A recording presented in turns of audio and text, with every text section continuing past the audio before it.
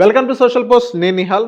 Gold price అనేది మళ్ళీ పెరిగింది. 1,24,000 దగ్గర రీచ్ అయింది. సో మళ్ళీ ఒక గోల్డ్ అనేది మళ్ళీ ప్రీవియస్గా ఏదైతే ర్యాలీ వచ్చిందో అదే ర్యాలీ అనేది ఇప్పుడు కంటిన్యూ అవుతుందా? ఎందుకంటే పెళ్ళిళ్ళ సీజన్ వస్తున్నాయి కాబట్టి అందుకని అదే ర్యాలీ ఇప్పుడు కంటిన్యూ అవబోతుందా లేదా? దీని గురించి మాట్లాడడానికి రేవంత్ చల్మల్ గారు ఉన్నారు, సర్టిఫైడ్ వెల్త్ మేనేజర్. సార్తో మనం మాట్లాడదాం. Hello sir, welcome to social post. Thank you అండి. ఎస్ సార్, ఇప్పుడు గోల్డ్ ప్రైస్ అనేది ఈ రోజు కనుక మనం చూసుకున్నట్లయితే 1,24,000 వరకు అలా రీచ్ అయింది. సో ఇప్పుడు మళ్ళీ ఏదైతే ప్రీవియస్ ర్యాలీ ఏదైతే జరిగిందో ఆ ర్యాలీ అనేది ఇప్పుడు కంటిన్యూ అవ్వబోతుందా, లేకపోతే ఇప్పుడు పెళ్ళిళ్ళ సీజన్ వస్తుంది కాబట్టి గోల్డ్ ప్రైస్ అనేది పెరిగిందా అంటారా? సో బేసిక్గా మీరు చెప్పిన లెక్క ప్రకారం 1,24,000కి వచ్చింది కాబట్టి గోల్డ్ ప్రైస్ పెరిగింది అని మాట్లాడుతున్నాను. నేను పెరిగింది అని అంటే ఎక్కడి నుంచి? 1,20,000 నుంచి 1,19. ఓకే, 19 నుంచి 124కి వచ్చింది. దీని ఇంకొక వర్షన్లో అడుగుతా. గోల్డ్ మరి రీసెంట్గా 1,32,000కి వెళ్ళింది. ఇప్పుడు ఎక్కడుంది? 1,24,000 దగ్గర ఉంది. ఇప్పుడు పెరిగినట్టు తగ్గినట్టు? అంటే తగ్గినట్టు. అంతే కదా. బేసిక్గా మనం రీసెంట్ హై నుంచి కంపేర్ చేయాలి. సో మార్కెట్లో ఏది కూడా వన్ సింగిల్ డైరెక్షన్లో పైకి వెళ్తే వన్ సింగిల్ డైరెక్షన్లో కిందకి రాదు. అవును, మార్కెట్ పైకి వెళ్ళేటప్పుడు గోల్డ్ అయినా మార్కెట్ అయినా ఏదైనా కానీ పైకి వెళ్తుంది, రీట్రేస్ అవుతుంది, పైకి వెళ్తుంది, రీట్రేస్ అవుతుంది. ఇప్పుడు పైకి వెళ్ళేటప్పుడు రీట్రేస్ అయింది అంటే పడిపోతుందని కాదు. అట్లా అని చెప్పేసి కిందకు వచ్చేటప్పుడు రీట్రేస్ అయింది అని అంటే పైకి వెళ్ళిపోతుంది అని కాదు. దాన్ని రీట్రేస్మెంట్ కిందగానే పరిగణించాలి. మళ్ళీ దాని యొక్క ఆల్ టైమ్ హైని బ్రేక్ చేయనంత వరకు మనం దాన్ని కన్సాలిడేషన్ కింద మాత్రమే పరిగణించగలం. మీరు ఇప్పుడు కన్సాలిడేషన్ అంటున్నారు. అవును, కానీ 19 నుంచి 24 అంటే అది పెరిగినట్టే కదా. కానీ మీరు 19 నుంచి 24 వరకు చూస్తున్నారు, నేను 1,32,000 దగ్గర నుంచి చూస్తున్నా. తేడా ఏంటి? మార్కెట్లో గోల్డ్ ప్రైస్ పెరిగిందా తగ్గిందా? సరే, స్టాక్ మార్కెట్ లాస్ట్ 1 ఇయర్లో పెరిగిందా తగ్గిందా? తగ్గింది. మరి ఏ బేసిస్ మీద చెప్తున్నారు తగ్గిందని? దాని హై నుంచి. అవునా? మరి స్టాక్ మార్కెట్లో దాని హై నుంచి మార్కెట్ తగ్గింది అని మాట్లాడినప్పుడు మరి గోల్డ్లో కూడా దాని హై నుంచి కదా మనం చూడాల్సింది. అవును, ఆ హై ఏమైనా ఫార్మ్ అయి 10 ఏళ్ళు అవుతుందా? లేదు, గట్టిగా నెల అవుతుంది, నెలన్నర అంతే కదా. ఈ రీసెంట్గా ఫామ్ అయింది ఆ హై కూడా. ఈ రీసెంట్గా ఫామ్ అయిన హైతో కంపేర్ చేసినప్పుడు ఇంకా దాని ఆల్ టైమ్ హైని బ్రేక్ చేయనంత వరకు కూడా గోల్డ్ పెరిగింది అనే వర్డ్ మనం వాడటానికి లేదు. అంటే ఇప్పుడు పెళ్ళిళ్ళ సీజన్ వస్తుంది కాబట్టి పెరిగింది అని అనుకుంటున్నారు. అది ఎంతవరకు కరెక్ట్ అని అంటారు? సరే, ఇక్కడ ఇంకో రకంగా మాట్లాడుకుందాం. ఇప్పుడు రీసెంట్గా గోల్డ్ ర్యాలీ జరగడానికి గల కారణం పెళ్లిళ్ళ సీజనా లేకపోతే central bank buying? Global uncertain. Central bank buying బాగా చేసే కాబట్టి పెరిగింది, రైట్? మరి ఇప్పుడు పెళ్లిళ్ళ సీజన్కి గోల్డ్ పెరగడానికి ఏమైనా సంబంధం ఉంటుందా? సెంట్రల్ బ్యాంక్ అంటే పెద్ద ఎత్తున మనం బై చేస్తాం ప్రతి నెల? లేదు, కాదు కదా. మన దగ్గర ఇండియన్ హౌస్ హోల్డ్ దగ్గర గోల్డ్ ఎక్కువ ఉంది అని అంటే అది ఈ రోజు ఒక్కరోజు జరిగిన పరిణామం కాదు. గత ఎన్నో సంవత్సరాల నుంచి మన దగ్గర గోల్డ్ రిజర్వ్స్ ఉంటాయి కాబట్టి ఓవరాల్గా చూసుకుంటే మన దగ్గర గోల్డ్ ఎక్కువ ఉంది ఇండియన్ హౌస్ హోల్డ్స్ దగ్గర, అంతే. ఆ లెక్క ప్రకారం అది. కానీ ఎవ్రీ మంత్ బయింగ్ యావరేజ్ మనం చూసుకున్నప్పుడు సెంట్రల్ బ్యాంక్ అంటే ఎక్కువ బయింగ్ మనం చెయ్యం. ఒక సెంట్రల్ బ్యాంక్ సెల్ బటన్ నొక్కింది అని అంటే గోల్డ్ ప్రైస్ అనేది మనలాంటి వాళ్ళు ఎంత బై చేసినా పైకి పోదు. నేను ఇప్పటికీ కూడా గోల్డ్ పైకి వెళ్ళదు మాట్లాడట్లేదు. కానీ ఏదైతే షార్ట్ టర్మ్ రికవరీ చూసి మళ్ళీ పెరిగిపోతుంది అన్న ఒక మెంటల్గా ఏదైతే క్రియేట్ అవుతుందో ఎమోషనల్గా, అది దాన్ని పెరగటం అని అనరు. మార్కెట్లో మళ్ళీ గోల్డ్ పెరగాలి అని అంటే ఐదర్ సెంట్రల్ బ్యాంక్స్ మళ్ళీ దాని బయింగ్ని పెంచాలి. ఇప్పుడు తగ్గించాయని కూడా మనకేం ప్రూఫ్ రాలేదు ఇంకా. బేసిక్గా డేటా 2 months డిలేడ్ జరుగుతూ ఉంటుంది, 1-2 months.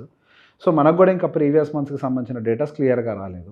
ఇప్పుడు మనకి ఏదో మ్యారేజ్ సీజన్ వచ్చింది కాబట్టి పైకి వెళ్తుంది అనుకోవడానికి కూడా ఏమీ లేదు.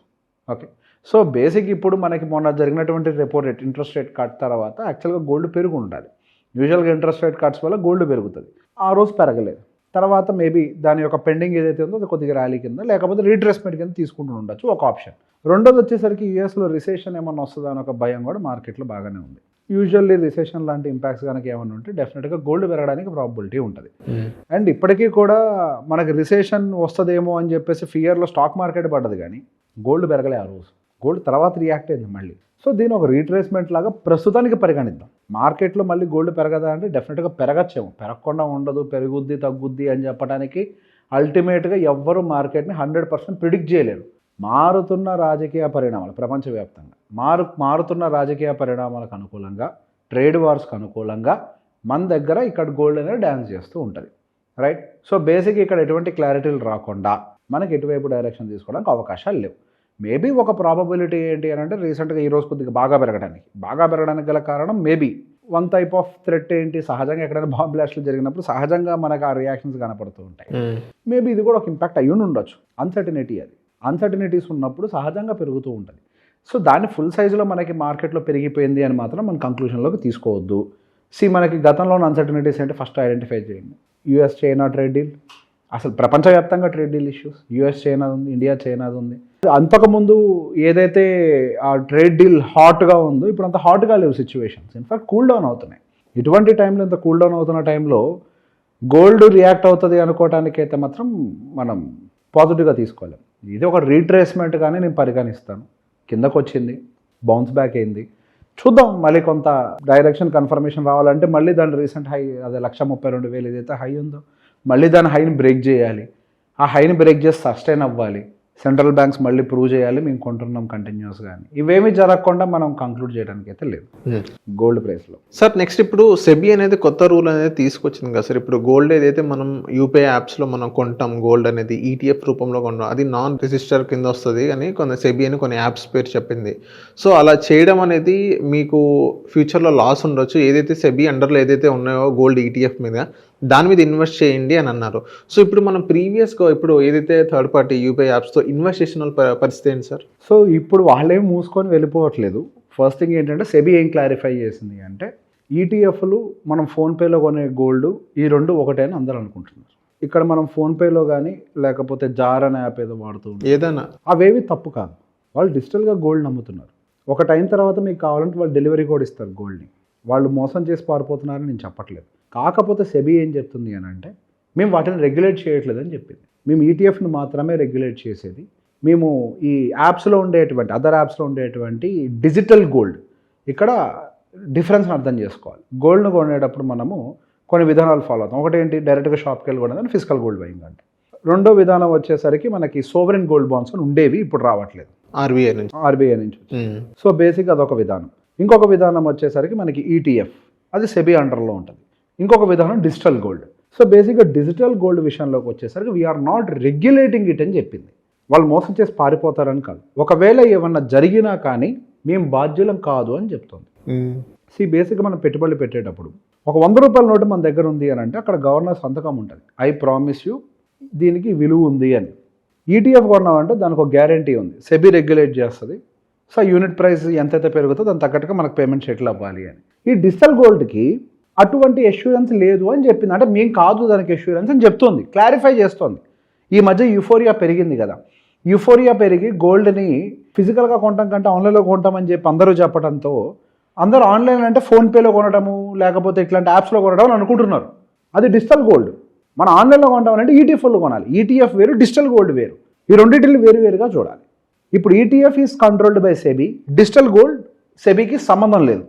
డిజిటల్ గోల్డ్ కొంటే మీకు 3% జిఎస్టీ పడుతుంది. ఈటీఎఫ్లో జిఎస్టీ పడుతుందా? పడదు. ఇప్పుడు మీరు ఈటీఎఫ్ అమ్మేటప్పుడు అక్కడ మార్కెట్ ప్రైస్ ఎంత ఉంటుందో అంత ఎగ్జిక్యూట్ అవుద్ది. డిజిటల్ గోల్డ్ అమ్మేటప్పుడు సేమ్ మార్కెట్ ప్రైస్ ఎగ్జిక్యూట్ కాదు, వాడు కమిషన్ తీసుకొని ఎగ్జిక్యూట్ చేస్తాడు.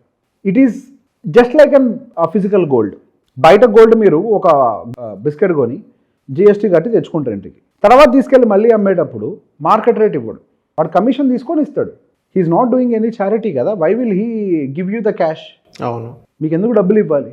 కమిషన్ ఉంటుంది కదా. ఇప్పుడు రియల్ ఎస్టేట్ అయినా అంతే కదా, when you are directly selling. ఇప్పుడు నేను గోల్డ్ కొన్నా, నేను వచ్చి నిహాల్కి అమ్మాను అనుకోండి, మార్కెట్ రేట్ మీరు కొనుక్కుంటారు. అవును, నేను గోల్డ్ షాప్కి వెళ్ళి కొంటే in the same way real ఎస్టేట్లో కూడా కంపేర్ చేయండి. మీరు డైరెక్ట్గా ఒక బయర్ దొరికితే వెళ్ళి కొనుక్కుంటే ఏముండదు బ్రోకరేజ్. అదే మీరు ఒక ఏజెంట్ త్రూ వెళ్తే, ఒక కంపెనీ త్రూ వెళ్తే బ్రోకరేజ్ పే చేయాలి కదా. ఇన్ ద సేమ్ వే మనకి ఇక్కడ డిజిటల్ గోల్డ్లో కూడా అటువంటి ట్రాన్సాక్షన్ ఉంటుంది. So digital gold is not regulated by SEBI అని క్లారిటీ ఇచ్చింది. ETF is more secured and live price execution and no GST and no commission in between.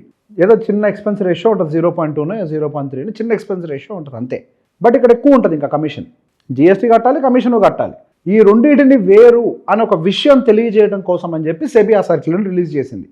ఈ రెండు ఒకటి కాదు, రెండు వేరు వేరు. సో ఇప్పుడు వాళ్ళలో ఏదైతే ఇప్పుడు ఫోన్పే అలాంటి యాప్స్లో డిజిటల్ గోల్డ్ అయితే తీసుకున్నామో వాళ్ళందరూ సేఫ్ సైడ్ అని అనుకుంటారా? యాజ్ ఆఫ్ నో ఎటువంటి ఇష్యూస్ లేవు. యాజ్ ఆఫ్ నో ఎటువంటి ఇష్యూస్ లేదని మీరు చెప్తున్నారు. అంటే ఇప్పుడు ఫ్యూచర్లో ఏదైతే వాళ్ళ దగ్గర ఉన్న ఏదైతే అసెట్స్ ఏదైతే ఉన్నాయో అది సేల్ చేసుకుని ఏదైతే సెబీ అండర్ రిజిస్టర్ ఏదైతే ఉన్నాయో దానిలో ఇన్వెస్ట్ చేయడం మంచిదంట. అక్కడ మీరు డైవర్ట్ అవ్వడం చెప్తారా ఎలా? సో బేసిక్గా ఇప్పుడు వాళ్ళ డబ్బులు పోయాయంటే అట్లా కాదు. యూజువల్లీ డిజిటల్ గోల్డ్స్ అని ఎట్లా పనిచేస్తాయంటే they are backed by real gold. అవతల వాళ్ళు రియల్ గోల్డ్ని వాళ్ళ దగ్గర లాకర్లో పెట్టుకొని మీకు డిజిటల్ గోల్డ్ అమ్ముతారు. ఇక్కడ పాయింట్ ఏంటంటే వీళ్ళని ఎవరు ఆడిట్ చేస్తారు, వీళ్ళ దగ్గర నిజంగానే అంత రియల్ గోల్డ్ ఉందా లేదా ఎవరికి తెలియదు. ఇప్పుడు యూఎస్ ట్రెజరీ దగ్గర గోల్డ్కి సంబంధించే కాన్ఫ్లిక్ట్ ఉంది. నిజంగా ట్రెజరీలో వాళ్ళు చెప్పినట్టు 7,000 టన్నులు 8,000 టన్నులు గోల్డ్ ఉండాలి. అంత ఉందో లేదో వాళ్ళకే క్లారిటీ లేదు యూఎస్ ట్రెజరీలోనే. ఇప్పుడు మనం కొనే యాప్స్ దగ్గర నిజంగా అంత రిజర్వ్ ఉందో లేదు ఎవరికి చెక్ చేశారు? కొన్నామని చెప్తారు అంతే, నిజంగా కొన్నారో లేదు ఎవరికి తెలుసు? అవును, తెలియదు కదా. సో ఈ ప్రాబ్లం ఉంటుంది కాబట్టి నో వన్ నోస్ కాబట్టి it is not as safe as ETF అని చెప్పి. అంటే యాజ్ సూన్ యాజ్ పాసిబుల్ మీరు ఏం సజెస్ట్ చేస్తారు? అంటే షిఫ్ట్ అవ్వమని అంటారు, లేకపోతే యాజ్ సెబీ కింద ఎలా చెప్తారు? డెఫినెట్గా ఎప్పుడైనా రెగ్యులేటెడ్ ప్రోడక్ట్లోనే ఉండాలి. రెగ్యులేటెడ్ ప్రోడక్ట్లు ఎప్పుడు ఉండాలి, నాన్ రెగ్యులేటెడ్ ప్రోడక్ట్ ఉండకూడదు. ఉండదు. సి పాయింట్ ఇక్కడ ఏంటి అంటే while you're buying a digital gold you're paying tax again 3%. What is the point? అవును, పాయింట్లెస్ కదా మీరు కొనటంలో. ఈటీఎఫ్ కొనుక్కుంటే ట్యాక్స్ ఉంటుంది కదా. అవును, మళ్ళీ సెల్ చేయాలి అనుకున్నప్పుడు కమిషన్ తీసుకుంటాడు కదా, తీసుకుంటాడు. మరి అక్కడ ఉండదు కదా. అవును. సో ఏది better? By default ETF is much better than digital gold. Digital gold కొనడం కంటే రియల్ గోల్డ్ కొనుక్కోండి, కనీసం పట్టుకున్న ఫీలింగ్ ఉంటుంది. Okay, okay. సేమ్ ఛార్జెస్ ఏం తేడా లేదు. అవును, అదే ఛార్జెస్ అయినప్పుడు మరి డిజిటల్ గోల్డ్ మహా అయితే ఏదో కొద్దిగా 2% ఏదో మేకింగ్ ఛార్జెస్ కొద్దిగా కలిసి వస్తాయేమో అంతే తేడా, అంతకుమించి ఏం లేదు. Okay, better ETF. Okay. Yes. So thank you sir మా సోషల్ పోస్ట్ వచ్చినందుకు.